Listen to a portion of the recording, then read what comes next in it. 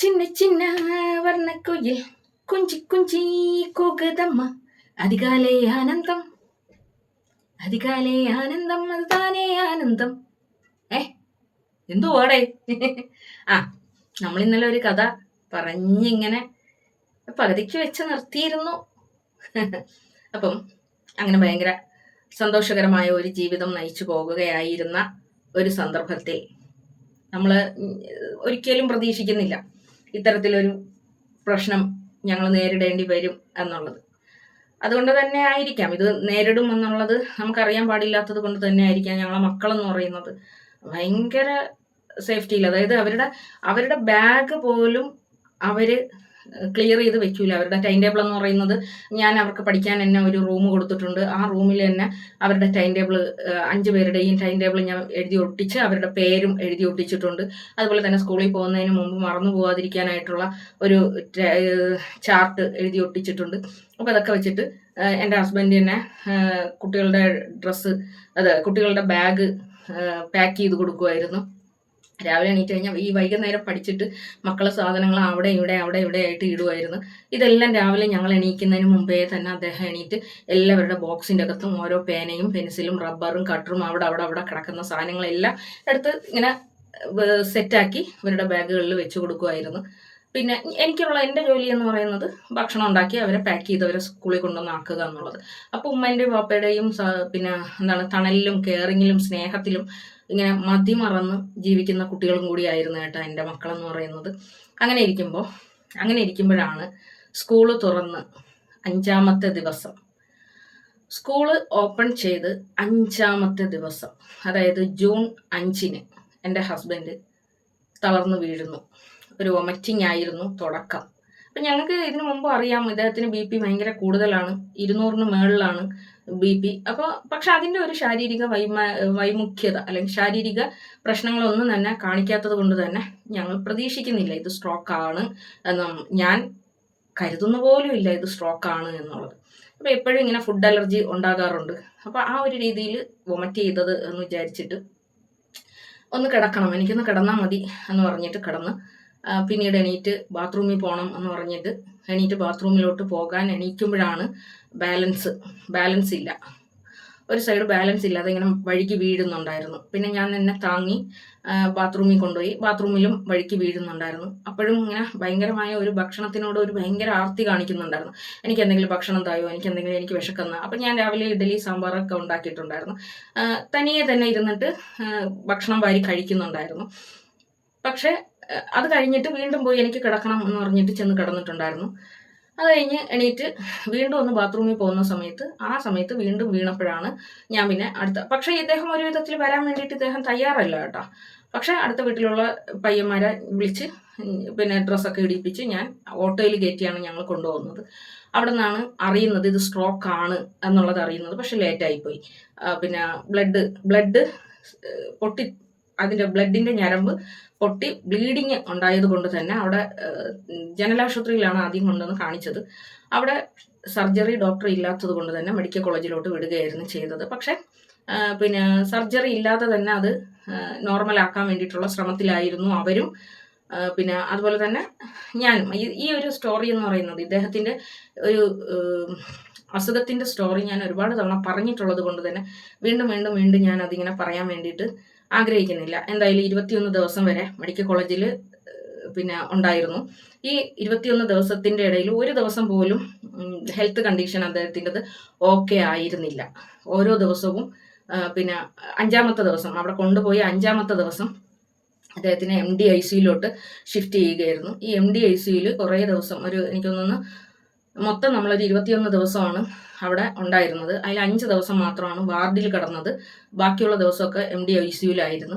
MD ICUയിൽ നിന്ന് വാർഡിലേക്ക് വന്നതിൻ്റെ പിറ്റേ ദിവസം ഞാൻ നിർബന്ധിച്ച് ഡിസ്ചാർജ് വാങ്ങിച്ച് കിംസിലോട്ട് കൊണ്ടുപോവുകയായിരുന്നു ചെയ്തത്. അതിൻ്റെ കാരണം എന്ന് പറയുന്നത് ഇവിടെ ട്രക്യോസ്റ്റമി ഒക്കെ ചെയ്ത് ഇദ്ദേഹത്തിൻ്റെ സൗണ്ടും ബോധവും ഒക്കെ പോയിട്ട് പിന്നെ BP ഒട്ടും നോർമലായിരുന്നില്ല. 300 വന്ന ഒരു സമയത്ത് ആ ഡോക്ടർ തന്നെ ഇങ്ങനെ പറയുന്നുണ്ടായിരുന്നു ഇയാളുടെ കണ്ടീഷൻ വളരെ മോശമാണ്, നമുക്ക് ഇത്രയേ ഉള്ളൂ, ഇനി നമുക്ക് ഇതിലും കൂടുതലൊന്നും ചെയ്യാനില്ല എന്ന് പറയുന്ന ആ ഒരു കണ്ടീഷനിൽ നിന്ന് ഞാൻ ഒറ്റയ്ക്ക് തീരുമാനമെടുത്ത്, അതായത് ഞാൻ ഇദ്ദേഹത്തിൻ്റെ ബ്രദേഴ്സിനെ വിളിച്ചിട്ടുണ്ടായിരുന്നു. അവർ പറഞ്ഞത് നിങ്ങൾക്ക് എന്താണ് ഉചിതം എന്ന് തോന്നുന്നത് അത് നിങ്ങൾ ചെയ്തോളൂ, ഞങ്ങൾക്ക് ഒപ്പീനിയൻ ഒന്നും ഇല്ല എന്നുള്ളതായിരുന്നു. അപ്പോൾ എൻ്റെ ഒപ്പീനിയൻ എന്ന് പറയുന്നത്, ഏതെങ്കിലും ഇത്രയും നമ്മളവിടെ നോക്കി, ഇനി നമുക്കവിടെ പരീക്ഷിക്കാൻ വേണ്ടിയിട്ടില്ല, പക്ഷേ എനിക്ക് ഇദ്ദേഹത്തിനെ വേണം. ചില ആൾക്കാർ പറയുന്നത് പോലെ എനിക്ക് വിവാഹ ഇതര ബന്ധം ഉണ്ട് എങ്കിൽ, അല്ലെങ്കിൽ ഞാൻ മറ്റാരെങ്കിലും പിന്നെ പ്രണയിക്കുന്നുണ്ട്, അല്ലെങ്കിൽ ഞാൻ മറ്റാരെങ്കിലും എൻ്റെ ജീവിതത്തിലേക്ക് കൊണ്ടുവരാൻ ആഗ്രഹിക്കുന്നുണ്ട് എങ്കിൽ എനിക്ക് അശേഷം അവിടെ ആ മെഡിക്കൽ കോളേജിൽ തന്നെ എനിക്ക് എൻ്റെ ഹസ്ബൻഡിനെ ഇടേണ്ട കാര്യമേ ഉള്ളൂ. അത്രയും ഹെൽത്ത് കണ്ടീഷൻ എന്ന് പറയുന്നത് അത്രയും മോശമായ ഒരു അവസ്ഥയിലാണ്. ഒരു പ്രതീക്ഷയുമില്ല. ആ മെഡിക്കൽ കോളേജിന്റെ വരാന്തകളിലൂടെ അലറി വിളിച്ചുകൊണ്ട് നടക്കുന്ന എന്നെ കണ്ട ആളുകളുണ്ട്. അപ്പം അതൊക്കെ ഒരു പരിഹാസം പോലെ, അല്ലെങ്കിൽ ഒരു പിന്നെ എന്താണ്, ഒരു പുച്ഛം പോലെ പറഞ്ഞു തീർക്കുന്നവർക്ക് അത് പറഞ്ഞു തീർക്കാം. പക്ഷെ ആ 21 ദിവസം ഞാൻ ആ മെഡിക്കൽ കോളേജിന്റെ അകത്ത് ഒരു ഭ്രാന്തിയെ പോലെ അലഞ്ഞത്, കണ്ടത് എന്ന് പറയുന്നത് എൻ്റെ സർവശക്തനാണല്ലോ. ഇന്ന് എൻ്റെ ഭർത്താവ് എൻ്റെ കൂടെ ജീവനോടുകൂടി ജീവിക്കുന്നതിനും കാരണം എൻ്റെ സർവശക്തൻ തന്നെയാണല്ലോ. അതുകൊണ്ട് അതിനെക്കുറിച്ച് നമ്മൾ പറയുന്നില്ല. അപ്പം എന്തായാലും അവിടെ നിന്ന് മെഡിക്കൽ കോളേജിൽ നിന്ന് നമ്മൾ കിംസിലോട്ടല്ല യഥാർത്ഥത്തിൽ കൊണ്ടുവന്നത് SP ഫോർട്ട് ഹോസ്പിറ്റലിലോട്ടാണ് ഞങ്ങൾ കൊണ്ടുവന്നത്. അതും ഇദ്ദേഹത്തിൻ്റെ ഓഫീസിലെ ഇദ്ദേഹത്തിൻ്റെ ചീഫ് പറഞ്ഞിട്ടാണ് നമ്മൾ കൊണ്ടുപോകുന്നത്. അപ്പോൾ അവിടെ കൊണ്ടുപോകുമ്പോൾ ആ ഹോസ്പിറ്റലിൽ ഇദ്ദേഹത്തിൻ്റെ ചീഫിൻ്റെ മകൻ്റെ കൂട്ടുകാരനാണ് അവിടുത്തെ ഡോക്ടർ എന്ന് പറയുന്നത്, ആദിൽ എന്ന് പറയുന്ന ഡോക്ടർ. അപ്പോൾ ആ ഡോക്ടറാണ് യഥാർത്ഥത്തിൽ ഇദ്ദേഹത്തിൻ്റെ കണ്ടീഷൻ ഞങ്ങളടുത്ത് പറയുന്നത്. അന്നേരം ആംബുലൻസിൽ കൊണ്ടുവരുന്ന സമയത്തും ഇദ്ദേഹം ഭയങ്കര കൂടുതലായിട്ട് ഇദ്ദേഹം അൺകോൺഷ്യസ് ഒക്കെ ആയി പോയിട്ടുണ്ടായിരുന്നു. അപ്പോൾ നമ്മൾ ആ പിന്നെ ഹോസ്പിറ്റലിൽ എത്തുമ്പോൾ, അതായത് SP ഫോർട്ട് ഹോസ്പിറ്റലിൽ എത്തുമ്പോൾ ഇദ്ദേഹം ബോധരഹിതനായിരുന്നു. അതുകൊണ്ട് തന്നെ പിന്നെ ആ ഡോക്ടർ അതിൻ്റെ പ്രാഥമിക ചികിത്സ ചെയ്തതിന് ശേഷം ഞങ്ങളോട് വിളിച്ചിട്ട്, അന്നേരം ഇദ്ദേഹത്തിൻ്റെ ഓഫീസിലുള്ള 2 കുട്ടികൾ ഉണ്ടായിരുന്നു എൻ്റെ കൂടെ, അതുപോലെ ഞങ്ങൾ മെഡിക്കൽ കോളേജിൽ നിന്ന് ഡിസ്ചാർജ് ആയി കൊണ്ടുവന്ന് കഴിഞ്ഞ് ഇനി നമുക്ക് ഒരിടത്തും കൊണ്ടുപോകാനില്ല. ഒന്നുകിൽ പ്രൈവറ്റ് ഹോസ്പിറ്റലിൽ അല്ലെങ്കിൽ വീട്ടിൽ, അത്രേ ഉള്ളൂ. ആ ഒരു ഹോപ്പ് മാത്രമേ ഉള്ളൂ. പക്ഷെ ആളെന്ന് പറയുന്നത് ഒരു ഓൾമോസ്റ്റ് ഡെത്ത് കണ്ടീഷനിലാണ് കിടക്കുന്നത്. ഒരു ഓർമ്മയും ഇല്ല, ആ ഒരു രീതിയിലാണ് കിടക്കുന്നത്. കിഡ്നിയുടെ ഭാഗത്തും ഒക്കെ ട്യൂബും ഇറക്കി, പിന്നെ തൊണ്ടയിലും മൂക്കിലും വായിലും ഒക്കെ ട്യൂബ് ഇറക്കിയിട്ടേക്കുന്ന ഈ മനുഷ്യനെ കൊണ്ട് വീട്ടിൽ എങ്ങനെ വരാനാണ്?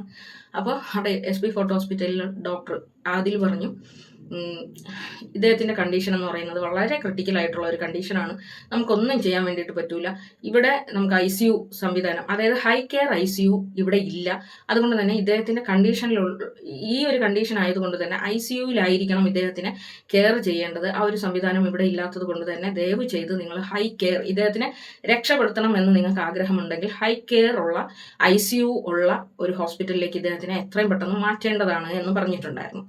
അപ്പം ഞാനിങ്ങനെ തളർന്ന്, ഈ ഒരു ടൈം എന്ന് പറയുന്നത് അന്നത്തെ ദിവസം രാവിലെ മുതൽ ഞാൻ ഭക്ഷണം ഒന്നും കഴിച്ചിട്ടില്ല, ഒരു തുള്ളി വെള്ളം പോലും കുടിച്ചിട്ടില്ല.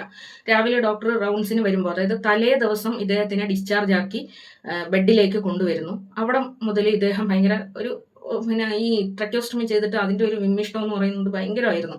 അതായത് ശ്വാസം എടുക്കാൻ തന്നെ ഇങ്ങനെ കിടന്ന് വെപ്രാളം പിടിക്കുന്ന മനുഷ്യനെ കണ്ടുകൊണ്ട് നിൽക്കാൻ എനിക്ക് സാധിക്കുന്നുണ്ടായിരുന്നില്ല. പിന്നെ ആ ഒരു ദിവസം രാത്രി മുഴുവൻ ഒരു പോള പോലും ഇങ്ങനെ കണ്ണിങ്ങനെ ചിമ്മുന്നുണ്ടായിരുന്നില്ല ആ മനുഷ്യൻ എന്ന് പറയുന്നത്. അപ്പോൾ 21 ദിവസത്തെ ആശുപത്രി വാസം എന്നെ വളരെ ടയേർഡ് ആക്കിയിട്ടുണ്ടായിരുന്നു. ഞാനും പ്രഗ്നൻ്റ് ആയിരിക്കുന്ന ഒരവസ്ഥയിലായിരുന്നു. ഞാനും വളരെ ടയേർഡായിട്ടാണ് ഇരിക്കുന്നത്. അപ്പോൾ ആ ഒരു രാത്രി മുഴുവൻ ഞാനും എൻ്റെ ഹസ്ബൻഡും ഉറങ്ങാതെ ഇരിക്കുകയാണ്. ഉറങ്ങിയിട്ടില്ല. പിറ്റേ ദിവസം രാവിലെ ഡോക്ടർ വരുമ്പോൾ ഇദ്ദേഹത്തിന് ഉറങ്ങാൻ പറ്റുന്നില്ല എന്നുള്ള കാര്യം ഞാൻ പറയുകയും ചെയ്യുന്നുണ്ടായിരുന്നു. അപ്പോൾ ആ ഒരു സമയത്താണ് ഡോക്ടർ വന്നിട്ട് പറയുന്നത്, ഇദ്ദേഹത്തിന് BP ഹൈ ആണ്, ഞങ്ങൾക്ക് ചെയ്യാൻ പറ്റുന്നതിൻ്റെ പരമാവധി ഞങ്ങൾ ചെയ്തു കഴിഞ്ഞു എന്നുള്ളത്. അവിടെ നിന്നാണ് പിന്നീട് ഞാൻ ഇദ്ദേഹത്തിനെ ഡിസ്ചാർജ് ചെയ്ത് കൊണ്ടുപോകുന്നത്, പിന്നെ കിംസിലോട്ട് കൊണ്ടുപോകുന്നത് തന്നെ. പക്ഷേ കിംസിൽ നമ്മൾ ചെന്ന് എത്തുന്ന സമയത്ത് ആ ഒരു ടൈമിലൊന്നും പിന്നെ എനിക്ക് ഭക്ഷണം കഴിക്കാൻ വേണ്ടിയിട്ട് മനസ്സുമില്ല. ഇദ്ദേഹത്തിൻ്റെ ഒരു കണ്ടീഷൻ എന്ന് പറയുന്നത് ഭയങ്കര ആ ഒരു അവസ്ഥ എന്ന് പറയുന്നത് നമുക്ക് സങ്കല്പിക്കാൻ പോലും പറ്റൂല. നമുക്കൊരു ഗ്ലാസ് വെള്ളം പോലും കുടിക്കാൻ വേണ്ടിയിട്ട് പറ്റൂല. അവിടെ നിന്ന് പിറ്റേ ദിവസം ഞാൻ ഒരു 4 മണിയായപ്പോഴാണ് കിംസിൽ ഞങ്ങൾ എത്തുന്നത്. അത് കഴിഞ്ഞ് രാത്രി 11 മണിയായപ്പോഴാണ് ഞങ്ങൾക്ക് ICU കിട്ടുന്നത്. അതുവരെ പിന്നെ ഈ എന്താണ് ആദ്യം നോക്കുന്ന ആ സ്ഥലമുണ്ടല്ലോ, കാഷ്വാലിറ്റിയിൽ ഇങ്ങനെ ഇട്ട് അവിടെയും നല്ല ട്രീറ്റ്മെൻറ്റ് കിട്ടുന്നുണ്ട്. ആ ഒരു സ്ഥലത്തും ട്രീറ്റ്മെൻറ്റ് കിട്ടുന്നുണ്ടായിരുന്നു. അങ്ങനെ ഇദ്ദേഹത്തിനെ ICUവിൽ തന്നെ അഡ്മിറ്റ് ആക്കുകയാണ് കിംസിൽ. ആ സമയത്ത് എൻ്റെ ഹസ്ബൻഡിൻ്റെ സഹോദരിയുടെ മകനുണ്ട്. ആ സമയത്തൊക്കെ ഇവരെല്ലാവരും ഇങ്ങനെ പറയുന്നുണ്ട്, അതായത് ഇവിടെ ഭയങ്കര ബില്ലാവും, ഭയങ്കര ബില്ലാവും, ഇവിടെ ഭയങ്കര ബില്ലാണ്. പക്ഷെ ആ സമയത്തും എൻ്റെ മനസ്സിൽ ഞാനിങ്ങനെ എൻ്റെ അമ്മയുടെ അടുത്ത് പെർമിഷൻ ചോദിച്ചിട്ടുണ്ടായിരുന്നു. അമ്മ, എനിക്ക് ഒറ്റയ്ക്ക് ജീവിക്കാൻ ഭയമാണ്. എൻ്റെ ഹസ്ബൻഡ് എൻ്റെ കൂടെ ഉണ്ടായിരുന്ന് എന്നെ കൊണ്ടുപോയ സ്ഥലത്ത് കൂടി ഞാൻ ഈ മക്കളെയും പിടിച്ചുകൊണ്ട് ഒറ്റയ്ക്ക് ജീവിക്കാൻ എനിക്ക് ഭയം തോന്നുന്നു അമ്മേ എന്ന് പറഞ്ഞപ്പോൾ എൻ്റെ അമ്മ പറഞ്ഞിട്ടുണ്ടായിരുന്നു, നമ്മുടെ കയ്യിൽ ഒരുപാട് സ്വർണ്ണം ഉണ്ടല്ലോ, ആ സ്വർണ്ണമെല്ലാം കൊണ്ടുവന്ന് നമുക്ക് വിൽക്കാം, എൻ്റെ കയ്യിലുള്ളതെല്ലാം ഞാൻ നിനക്ക് തരാം, അവനെ രക്ഷപ്പെടുത്താൻ പറ്റുന്നുണ്ടെങ്കിൽ നീ എവിടെയാണെന്ന് വെച്ചാൽ കൊണ്ടുപോക്കോ. ആ ഒരു ചിന്ത എൻ്റെ മനസ്സിൽ ഇങ്ങനെ ഉണ്ട്. അപ്പോൾ എൻ്റെ ഹസ്ബൻഡിൻ്റെ പെങ്ങളുടെ മകൻ ഇങ്ങനെ പറയുന്നുണ്ട്, ആൻറ്റി ഇവിടെ ഭയങ്കര ചിലവായിരിക്കും, ഇവിടെ നമുക്ക് താങ്ങുമോ എന്ന് എനിക്ക് അറിയാൻ പാടില്ല. മോനെ, നീ സമാധാനപ്പെടും, ഞാനല്ലേ ഇരിക്കുന്നത്. ആ മകന്റെ അടുത്ത് പോലും ഞാനിങ്ങനെ ധൈര്യത്തിൽ സംസാരിക്കുകയാണ് ചെയ്യുന്നത്. എൻ്റെ ആ ഒരു ധൈര്യത്തിലുള്ള സംസാരം അവനെ പോലും ഞെട്ടിപ്പിച്ചിട്ടുണ്ട് എന്നുള്ളതാണ്.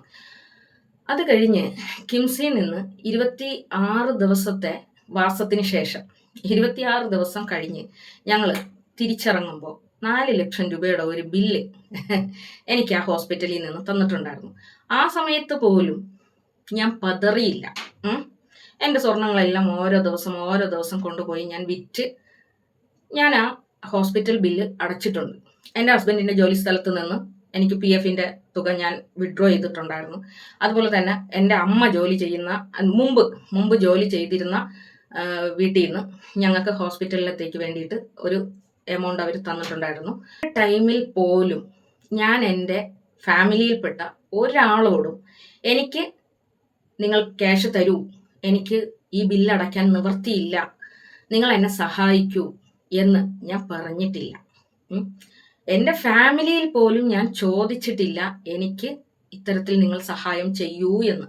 ഇനി അവിടെ നിന്നുകൊണ്ട് ഞാൻ കരഞ്ഞ് നിലവിളിച്ച് എൻ്റെ ബ്രദേഴ്സിൻ്റെ അടുത്ത് ഞാൻ പറയുകയാണ്, എനിക്ക് വേറെ നിവൃത്തിയില്ല, എനിക്ക് നിങ്ങൾ സഹായിച്ചേ മതിയാകൂ, എൻ്റെ ഈ ഹോസ്പിറ്റൽ ബില്ല് നിങ്ങൾ എനിക്ക് തന്നേ മതിയാകൂ എന്ന് പറഞ്ഞു കഴിഞ്ഞാൽ അവർ തരിക തന്നെ ചെയ്യും. വേറെ എന്ത് ചെയ്യാൻ പറ്റും? പക്ഷെ അങ്ങനെ പോലും അവരെ ബുദ്ധിമുട്ടിപ്പിക്കാൻ തയ്യാറാവാത്ത ഒരാളാണ് ഞാൻ. അപ്പൊ 4 ലക്ഷം രൂപ ഉണ്ടാക്കാൻ ഞാൻ എൻ്റെ കയ്യിലും കാതിലും കഴുത്തിലും ഒക്കെ കിടന്ന സ്വർണം തന്നെ കൊണ്ടുവന്ന് വിറ്റ് എൻ്റെ മനുഷ്യൻ്റെ ട്രീറ്റ്മെന്റ് നടത്താൻ ധൈര്യം കാണിച്ച ഒരു വ്യക്തിയാണ് ഞാൻ. ആ സമയത്ത് ഇയാളങ്ങ് മരണപ്പെട്ടു പോകുന്നെങ്കിൽ പോട്ടെ, എനിക്ക് സ്വർണം മതി എന്നല്ല ഞാൻ ചിന്തിച്ചത്. എൻ്റെ ഹസ്ബൻഡ് എനിക്ക് തിരിച്ചു കിട്ടണം എന്നുള്ളതായിരുന്നു എൻ്റെ ഒരു ആഗ്രഹം. അതിനുള്ള ഒരു പരിശ്രമമായിരുന്നു. ആ പരിശ്രമം സക്സസ് ആയിട്ട് വിജയിച്ചു. അപ്പോഴും എൻ്റെ നാട്ടുകാർ അറിയുന്നുണ്ടായിരുന്നില്ല എൻ്റെ ഹസ്ബൻഡ് ഹോസ്പിറ്റലിലാണ് എന്നുള്ളത്. അത് കഴിഞ്ഞ് ഇത്രയും ദിവസം 46-47 ദിവസത്തെ ആശുപത്രി വാസം കഴിഞ്ഞ് ഒരു വലിയ ആംബുലൻസിലാണ് ഞാൻ എൻ്റെ ഹസ്ബൻഡിനെ തിരിച്ചെൻ്റെ വീട്ടിലേക്ക് കൊണ്ടുവരുന്നത്. അവിടെ അത്രയും വലിയ ഒരു ആംബുലൻസ് വന്ന് നിൽക്കുമ്പോൾ, സാധാരണ ഭീമപള്ളി എന്ന് പറയുന്ന ഒരു ചെറിയ പ്രദേശമാണ്, നിങ്ങൾക്കറിയാമല്ലോ. അപ്പൊ ഈ ഒരു ചെറിയ പ്രദേശത്ത് ഇത്രയും വലിയ ഒരു ആംബുലൻസ് വന്ന് നിൽക്കുമ്പോൾ എല്ലാവരും ശ്രദ്ധിച്ചു. അതിൽ നിന്ന് ഇറങ്ങുന്നത് ഞാനാണ് എന്ന് കണ്ടപ്പോൾ എല്ലാവരും അന്തം വിട്ടു. അതിന്റെ പിറകിൽ ഒരു സ്ട്രക്ചറിൽ കിടത്തി അനങ്ങാൻ കഴിയാത്ത എൻ്റെ ഹസ്ബൻഡിനെ കണ്ട് ആ നാട്ടുകാർ വിചാരിച്ചത് അത് ഡെഡ് ബോഡി ആണ് എന്നാണ്. അവിടെ നിന്ന് പിന്നീട് ഒരു യാത്രയായിരുന്നു. അതായത് 5 കുഞ്ഞുങ്ങളെയും ഒരു ഗർഭാവസ്ഥയെയും ഈ എണീറ്റ് നടക്കാൻ വയ്യാത്ത മനുഷ്യനെയും ചുമന്നുകൊണ്ട് കണ്ണുമടച്ചു പിടിച്ച് ഞാനൊരു യാത്രയായിരുന്നു. ഏത് ഘട്ടത്തിലാണ് ഞാൻ യൂട്യൂബ് ചാനൽ തുടങ്ങിയത് എന്ന് നിങ്ങൾക്കറിയണ്ടേ? അതായത് എൻ്റെ മകന് 7 മാസം പ്രായമുള്ള സമയത്ത്, അതായത് ഈ 2 വർഷത്തിനിടയിൽ ഞാൻ എൻ്റെ ജീവിതം തിരിച്ചു പിടിച്ചത് എന്ന് പറയുന്നത് വെറും 5-6 മാസങ്ങൾ കൊണ്ട് ഞാൻ എൻ്റെ ജീവിതം തിരിച്ചു പിടിച്ചിരിക്കുന്നു. ആശുപത്രിയിൽ നിന്ന് തിരിച്ചു വന്നതിന് ശേഷം അദ്ദേഹത്തിനെ ഓട്ടോയിൽ കയറ്റുമ്പോഴും ഒരാളുടെ ശക്തമായ ഒരു പിടുത്തം അദ്ദേഹത്തിന് വേണം. ആ ഒരു സമയത്ത് ഓട്ടോയിൽ കയറ്റി ഇദ്ദേഹത്തെ അല്ലരിഫ ഹോസ്പിറ്റലിൽ കൊണ്ടുപോയി ഫിസിയോതെറാപ്പി ചെയ്യാൻ പറ്റുന്ന ഒരു കണ്ടീഷനിലേക്ക് ഞാൻ കൊണ്ടുവന്ന് എത്തിച്ച സമയം, അത്രമാത്രമേ എനിക്ക് എൻ്റെ ജീവിതം തിരിച്ചു പിടിക്കാൻ വേണ്ടിയിട്ടുള്ള സമയം വേണ്ടി വന്നിട്ടുള്ളൂ. ആ ഒരു സമയം എന്ന് പറയുന്നത് ഞാൻ അത്രയും ബോൾഡായിട്ട് എനിക്ക് എൻ്റെ കട ഞാൻ തുറന്ന് പ്രവർത്തിപ്പിക്കാൻ വേണ്ടിയിട്ട് തുടങ്ങി. ആ കട തുറന്ന് ഞാൻ എൻ്റെ തയ്യലുകൾ വാങ്ങിച്ച് ഞാൻ വീട്ടിൽ കൊണ്ടുവന്ന് രാവും പകലും തയ്ക്കാൻ വേണ്ടിയിട്ട് തുടങ്ങി. ആ തയ്യൽ ഒരുപാട് ബുദ്ധിമുട്ടുകൾ ഉണ്ടായിട്ടുണ്ട്. ഒരുപാട് കാര്യങ്ങൾ അപ്പോഴാണ് ശരിക്ക് ഞാൻ എപ്പോഴും എൻ്റെ ഹസ്ബൻഡിനെ ചില കാര്യങ്ങളിൽ കുറ്റപ്പെടുത്താറുണ്ട്. അതിലൊന്ന് എന്ന് പറയുന്നത് 3 പെൺകുട്ടികളാണ്, അവർക്ക് വേണ്ടി എന്തെങ്കിലും സമ്പാദിച്ച് വെക്കണ്ടേ എന്നുള്ളത് എൻ്റെ ഒരു പരിഭവം തന്നെയായിരുന്നു. പക്ഷേ ആ ഒരു സമയത്താണ് ഞാൻ മനസ്സിലാക്കുന്നത് സത്യത്തിൽ എൻ്റെ ഹസ്ബൻഡ് ഞങ്ങളെ ഒരു ബുദ്ധിമുട്ടുമില്ലാതെ പോറ്റുകയായിരുന്നു എന്നുള്ളത്. അത്രയും പിന്നെ വിഷമതയിലും അദ്ദേഹം ഞങ്ങളെ ആ ബുദ്ധിമുട്ട് അറിയിപ്പിക്കുന്നുണ്ടായിരുന്നില്ല. അപ്പോൾ ഞാൻ ആ ചെലവുകൾ ഏറ്റെടുത്ത് നടത്താൻ വേണ്ടി തുടങ്ങിയപ്പോഴാണ് സത്യത്തിൽ എനിക്ക് എൻ്റെ ഭർത്താവിൻ്റെ വില തന്നെ മനസ്സിലാകുന്നത്. പിന്നീട് അങ്ങോട്ട് എന്ന് പറയുന്നത് ഞാൻ ശരിക്കും എൻ്റെ ഭർത്താവിനെ മനസ്സിലാക്കുന്ന ഒരു നിമിഷങ്ങളായിരുന്നു. അതായത് ആ കാലം വരെയും ഞങ്ങൾ ഒരു അല്ലലും ഇല്ലാതെയാണ് ജീവിച്ചത്. അദ്ദേഹത്തിന്റെ വീഴ്ച എന്ന് പറയുന്നത് ഞങ്ങളെ ദാരിദ്ര്യത്തിന്റെ പടുകുഴിയിലേക്ക് തള്ളിയിടുകയാണ് ചെയ്തത്. അന്ന് വരെ മീൻ വാങ്ങിച്ചാൽ മാത്രം ചോറ് കഴിക്കുമായിരുന്ന എൻ്റെ മക്കൾ കഞ്ഞിയും ചമ്മന്തിയും വെച്ച് ഭക്ഷണം കഴിക്കാൻ പഠിച്ചു. പച്ചക്കറി മാത്രം വെച്ചാലും അവർ ഭക്ഷണം കഴിക്കുന്ന ഒരവസ്ഥയിലേക്ക് എത്തി. കഞ്ഞി എന്ന് പറയുന്നത് എൻ്റെ മൂത്ത മോള് തൊടുക പോലും ചെയ്യാത്ത ഒരു സാധനമാണ്. അന്ന് എൻ്റെ ഹസ്ബൻഡിന് അരച്ച ഭക്ഷണം മാത്രമേ കഴിക്കാൻ വേണ്ടിയിട്ട് പറ്റുള്ളൂ. അപ്പോൾ അദ്ദേഹത്തിന് വെക്കുന്ന അതേ ആഹാരം തന്നെയാണ് ഞങ്ങളും കഴിക്കുന്നത്. അതായത് പയറും കഞ്ഞിയും വെക്കും. ഈ പയറും കഞ്ഞിയും മിക്സിയിലിട്ട് അടിച്ചിട്ട് എൻ്റെ ഹസ്ബൻഡിന് കോരി കൊടുക്കും, മറ്റത് ഞങ്ങൾ വാരി കഴിക്കും. അത് തന്നെയായിരുന്നു ഞങ്ങളുടെ ഭക്ഷണം എന്ന് പറയുന്നത്. ഒരു ദിവസം 3 നേരം ഭക്ഷണം ഉണ്ടാക്കുന്ന എൻ്റെ വീട്ടിൽ 1 നേരം മാത്രമായി ഭക്ഷണം ഉണ്ടാക്കൽ. അതൊക്കെ ഞങ്ങളുടെ ആ ഒരു കഷ്ടകാലമാണ്. പക്ഷെ ഇന്നും ഞങ്ങളെ നാട്ടിലുള്ളവർക്ക് അറിയാൻ പാടില്ല ഞങ്ങൾ അത്രയും കഷ്ടങ്ങൾ ആ വീട്ടിനുള്ളിൽ ഞങ്ങൾ സഹിച്ചു എന്നുള്ളത്. ഞങ്ങളുടെ നാട്ടിലുള്ള ആർക്കും അറിയാൻ പാടില്ല. ഞങ്ങൾ സഹിച്ചു, ആത്മാഭിമാനത്തോടു കൂടി തന്നെ ഞങ്ങൾ ജീവിച്ചു. ഒരാൾ പോലും ഞാൻ കരഞ്ഞ്, എൻ്റെ നാട്ടിലുള്ള ഒരാൾ പോലും ഞാൻ കരഞ്ഞ് കണ്ടിട്ടില്ല. ഇന്നും എന്നെ കാണുന്ന ആളുകൾ എന്നോട് അത്രയും റെസ്പെക്റ്റ് ആയിട്ടാണ് എൻ്റെ അടുത്ത് സംസാരിക്കുന്നത് പോലും. നിങ്ങളായത് കൊണ്ടാണ് ഇത്രയും ക്ഷമയോടുകൂടി ഇത് കൈകാര്യം ചെയ്തത് എന്ന് പറയുന്ന ആ ഒരു വാക്ക് കേൾക്കുമ്പോൾ അതെൻ്റെ ക്ഷമയല്ല, അതെൻ്റെ സ്നേഹമാണ് എന്ന് എനിക്ക് അവരുടെ അടുത്ത് പറയണമെന്നുണ്ട്. അതെൻ്റെ സ്നേഹമാണ്.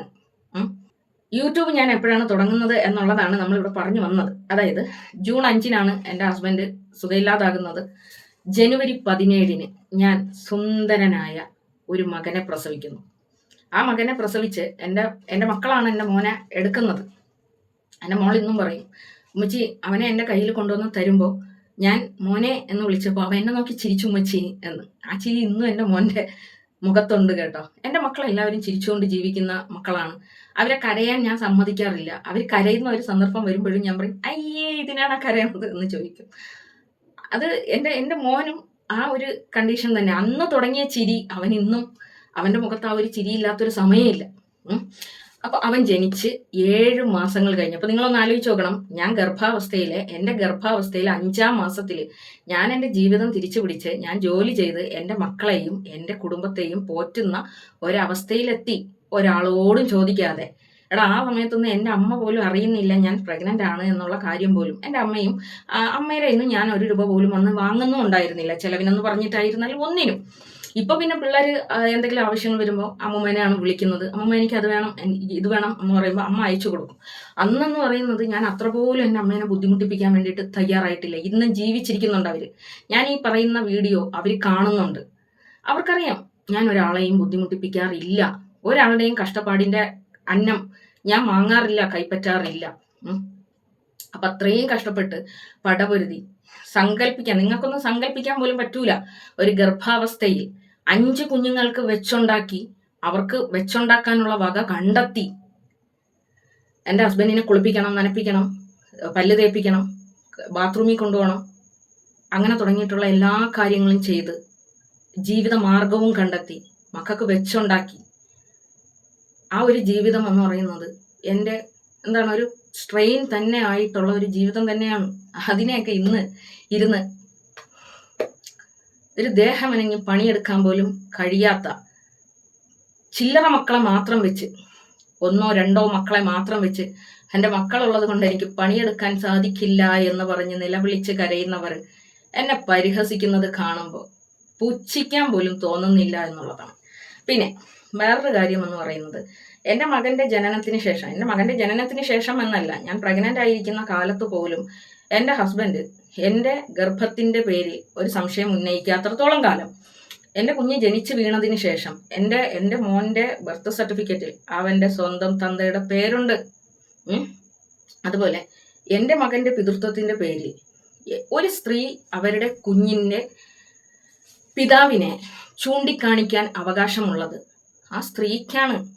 ആ സ്ത്രീ ആരെയാണോ ചൂണ്ടിക്കാണിക്കുന്നത് അയാൾ തടസ്സം പറയാത്തിടത്തോളം കാലം സ്വന്തം മക്കളുടെ തന്തേനെ പോലും കാണിക്കാൻ യോഗമില്ലാത്ത ഏതെങ്കിലും, സ്വന്തം മക്കളുടെ തന്തേനെ തെരഞ്ഞു പോകാൻ യോഗമില്ലാത്ത ഏതെങ്കിലും അറവാണി അല്ല എൻ്റെ മക്കളുടെ തന്ത ആര് എന്ന് പറയേണ്ടത്. മനസ്സിലായോ മുത്തുമണി? എൻ്റെ മകൻ്റെ തന്ത ആര് എന്ന് പറയേണ്ടത് ഞാനാണ്. ഞാൻ ചൂണ്ടിക്കാണിക്കുന്ന ആള് അത് അല്ല, എൻ്റെ മകനല്ല എന്ന് പറയാത്തിടത്തോളം കാലം എവിടെയെങ്കിലും കിടക്കുന്ന സ്വന്തം മക്കൾക്കൊരു തന്ത ഉണ്ടാക്കി കൊടുക്കാൻ യോഗമില്ലാത്ത ഒരുത്തിയല്ല എൻ്റെ കുഞ്ഞിൻ്റെ പിതാവിനെ ചൂണ്ടിക്കാണിക്കേണ്ടത്. ആദ്യം പോയി എൻ്റെ കുഞ്ഞിന് പിതാവിനെ ഉണ്ടാക്കാൻ വേണ്ടിയിട്ട് നടക്കുന്നതിന് മുമ്പ് സ്വന്തം മക്കളുടെ തന്ത ആര് എന്ന് ചെന്ന് കണ്ടുപിടിക്കുക. മനസ്സിലായോ? അപ്പോൾ ഇതിൻ്റെ 3-ാം പാർട്ടിന് വേണോ?